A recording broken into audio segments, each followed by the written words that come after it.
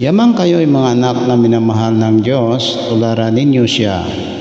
Mamuhay kayo ng may pagmamahal tulad ni Kristo dahil sa kanyang pagmamahal sa atin, inaalay niya ang kanyang buhay bilang mabangong alay at handog sa Diyos. Kayo'y mga hinirang ng Diyos kaya't hindi dapat mabanggit man lamang na kayo'y nakikiapid o gumagawa ng anumang uri ng kahalayan o pag-iimbot. Huwag din kayong gagamit ng anumang malaswa o walang kabuluhang pananalita at pagbibirong di nararapat. Sa halip, magpasalamat kayo sa Diyos. Alam ninyong walang bahagi sa karyaan ni Kristo at ng Diyos ang taong nakikiapid, mahalay o sakim. Ang kasakiman ay isang uri ng pagsamba sa Diyos-Diyosan.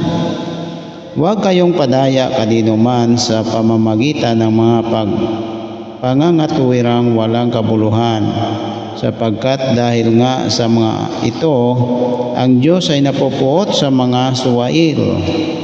Kaya't huwag kayong makisama sa kanila. Dati kayo'y nasa kadiliman, ngunit kayo'y nasa kaliwanagan na. Sapagkat kayo'y nasa Panginoon, mamuhay kayo ngayon ng nararapat sa mga taong nasa liwanag, sapagkat pawang mabuti, matuwid at totoo ang ginagawa ng namumuhay sa liwanag. Amen? Sikapin ninyong matutunan kung ano ang kalugod-lugod sa Panginoon. Huwag kayong makibahagi sa mga gawain ng kadiliman na walang ibinubungang mabuti. Sa halip ay bunyag ninyo ang mga iyon, kahiyang-hiya, mabanggit man lamang ang mabagay na iyon na ginagawa nila ng lihim. Ang lahat ng nalalantad sa liwanag ay nakikilala kung ano talaga ang mga iyon. At nalalantad ang lahat dahil sa liwanag. Kaya't sinasabi, gumising ka, ikaw na natutulog, bumangon ka mula sa libingan, at liliwanagan ka ni Kristo. Amen po. Kaya't mag-ingat kayo kung paano kayo namumuhay. Mamuhay kayong tulad ng matatalino at di tulad ng mga mangmang.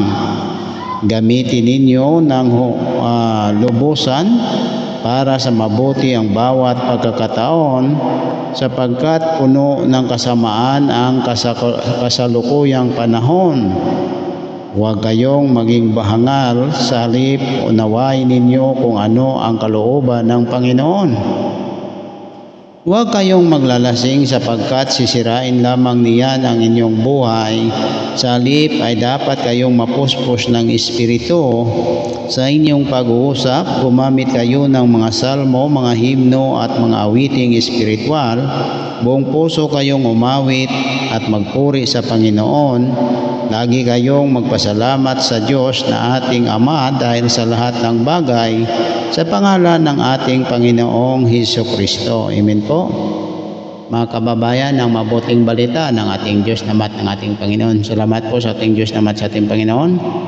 Yun po mga kababayan, ang mabuting balita ng ating Diyos namat ng ating Panginoon, ang kanyang payo po sa atin na patuloy tayong manalangin, gumawa ng kabutihan, at God bless po. Always pray and take care always.